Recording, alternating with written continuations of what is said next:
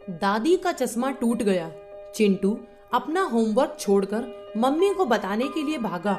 Mummy उस वक्त TV देख रही थी। चिंटू ने टीवी की तरफ देखा। टीवी में सास बहू का नाटक चल रहा था और मम्मी की आंखों में आंसू थे। दादी का चश्मा टूट गया। इस बार चिंटू जोर से चिल्लाता हुआ बोला, टूट गया तो कौन सी आफत आ गई, बन जाएगा नया। अभी मेरे डायलॉग मिस मत करवा। कहते हुए मम्मी वापस टीवी देखने लगी। चिंटू सकपका गया। उसकी हिम्मत नहीं पड़ी कि वह मम्मी से चश्मे के बारे में दोबारा बात करे। वह कमरे से बाहर निकल गया, पर मम्मी इतनी जोर से बोली थी कि दादी तक उनकी आवाज पहुंच गई थी। दादी ने देखा कि चिंटू मुंह लटकाए हुए उन्हीं की ओर चला आ रहा था। दादी कहते हुए चिंटू ने उनको पकड़ लिया। दादी का गला भर गया और उनकी आंखें भर आईं। चिंटू की हथेली पर 2 बूंद आंसू टपक गए। आप क्या चश्मे के लिए रो रही हो? चिंटू ने दुखी होते हुए पूछा। दादी 8 साल के चिंटू को भला क्या समझाती, इसीलिए चिंटू के सिर पर हाथ फेरते हुए रूंधे गले से बोली, मैं भला क्यों रोने लगी? वो तो कई बार बिना चश्मे के आंखों में पानी आ जाता है। चिंटू ने दादी के उदास चेहरे की तरफ देखा तो उसने अपनी नन्ही हथेली से दादी के आंसू पोंछते हुए कहा, चश्मा टूटने के कारण आप गीता भी नहीं पढ़ पाई, पर आप चिंता मत करो, मैं आपको पढ़कर सुनाऊंगा। दादी ने चिंटू को सीने से लगा लिया और पल भर में ही न जाने कितने आशीर्वाद दे डाले। चिंटू ने बिना कुछ कहे टूटा हुआ चश्मा दादी के सिरहाने रख दिया और गीता उठा ली।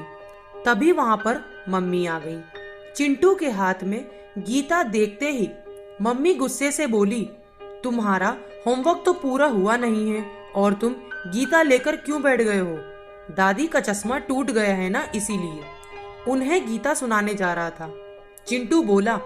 मम्मी ने गुस्से से आग बबूला होते हुए दादी की तरफ देखा और कहा, चिंटू तो बच्चा है, पर आप तो उसे मना कर सकती हैं ना कि वह पहले अपनी पढ़ाई पर ध्यान दे और उसके बाद इधर उधर के काम करे।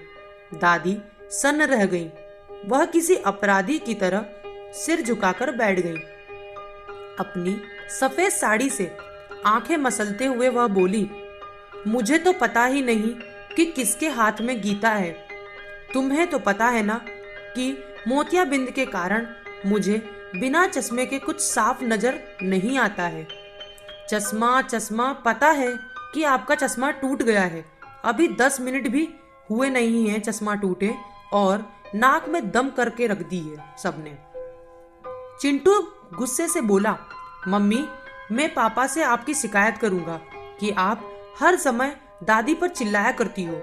मम्मी ने चिंटू के गाल पर एक तमाचा जड़ दिया और उसके हाथ से गीता खींचकर मेज पर रख दी। चिंटू रोता हुआ अपने कमरे में भाग गया और कुछ देर बाद ही सो गया। शाम को जब वह सोकर उठा तो उसे बाहर के कमरे से पापा के बोलने की आवाज सुनाई दी। वह दौड़ते हुए पापा के पास पहुंचा। पापा ने उसे देखते ही गले से लगा लिया और बोले, देखो मैं तुम्हारे लिए क्या लाया हूँ। चिंटू ने देखा कि सोफे पर पीले रंग का एक सुंदर सा क्रिकेट बैट रखा हुआ था। चिंटू खुशी से उछल पड़ा। बैट को देखते ही चिंटू अपना सारा दुख दर्द भूल गया और अपने दोस्तों को दिखाने के लिए तीर की तरह घर से बाहर निकल गया। दोस्तों के साथ खेलकर जब थोड़ी देर बाद वह लौटा तो मम्मी पापा किसी बात पर हंस रहे थे। मम्मी उसे देखते ही बोली, पता है तुम्हारे पापा हमें घुमाने के लिए तुम्हारी मनपसंद जगह शिमला ले जा रहे हैं। शिमला का नाम सुनते ही चिंटू खुशी के मारे उछल पड़ा और बोला, अरे वाह, वहाँ तो बहुत मजा आएगा। हम सब एक दूसरे को बर्फ के गोले फेंक कर मारेंगे। मम्मी मुस्कुराते हुए बोली, अब चलो जल्दी से सब खाना खा लेते हैं, कल पैकिंग भी करनी है। हम परसों सुबह ही निकलेंगे। तभी चिंटू को तुरंत ही दादी के चश्मे का ध्यान आया और वह बोला, पापा, दादी का चश्मा टूट गया है।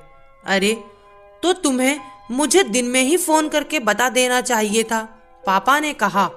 चिंटू ने मम्मी की ओर देखा, पर वह बिना कुछ बोले ही किचन में चली गई। पापा कुछ सोचते हुए बोले, हम शिमला से वापस लौटकर उनका चश्मा बनवा देंगे, पर दादी को तो बिना चश्मे के कुछ भी दिखाई नहीं देता है। चिंटू परेशान होता हुआ बोला, तो तेरी दादी को कौन सी नौकरी करनी है? 4-5 दिनों की ही तो बात है, मम्मी ने चाय का कप पापा के आगे रखते हुए कहा। चिंटू ने आश्चर्य से मम्मी की ओर देखा।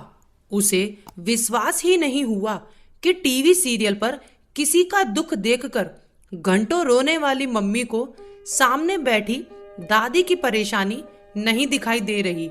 जब मम्मी पापा खाना खाकर सो गए तो चिंटू दादी के पास जाकर बोला, दादी, रीना आंटी तो काम करने के लिए दिन में आएंगी, पर रात में अंधेरे में आपको अकेले डर तो नहीं लगेगा?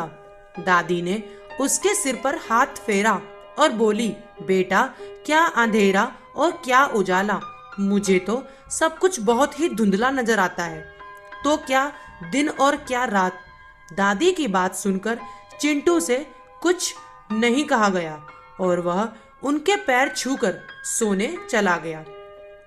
अगली सुबह जब वह पापा के साथ बैठा था तो पापा बोले, इस बार तुम्हारे जन्मदिन पर हम सब अनाथालय चलेंगे और वहाँ रहने वाले बच्चों को फल और मिठाई बांटेंगे। अनाथालय क्या होता है? चिंटू ने पूछा। जिनके मम्मी पापा नहीं होते हैं उन्हें अनाथ कहा जाता है, पापा बोले। तो पापा, फिर तो आप भी अनाथ हुए? चिंटू पापा को देखते हुए बोला। पापा का चेहरा गुस्से से लाल हो गया।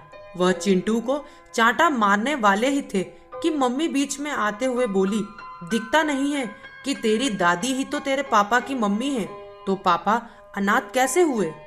चिंटू बहुत जोर से रो पड़ा और सिसकते हुए बोला, अगर दादी पापा की मम्मी होती तो पापा कभी भी उन्हें इतने बड़े घर में अकेला छोड़कर नहीं जाते और उनका चश्मा भी बनवा देते, जबकि आप सबको पता है कि दादी को बिना चश्मे के कुछ भी नहीं दिखाई देता है। उन्हें अकेला छोड़कर हम सब सैर सपाटे के लिए शिमला जा रहे हैं। पापा के हाथ से पानी का गिलास छूट गया और कांच के टुकड़े चारों तरफ बिखर गए। मम्मी ने पापा की तरफ देखा। पापा सिर झुकाए दादी के कमरे की ओर जा रहे थे। मम्मी ने चिंटू को कसकर गले लगा लिया और बोली, मुझे माफ कर दो बेटा, पता नहीं मुझसे इतनी बड़ी गलती कैसे हो गई। दादी के कमरे में पापा दादी की गोद में सिर रखकर बच्चों की तरह रो रहे थे और दादी उन्हें ढेरों आशीर्वाद देते हुए अपने आंसू पोंछ रही थी। तो दोस्तों, कहानी आपको कैसी लगी कमेंट बॉक्स में जरूर बताएं और लाइक करें, शेयर करें, सब्सक्राइब करना ना भूलें। Thank you.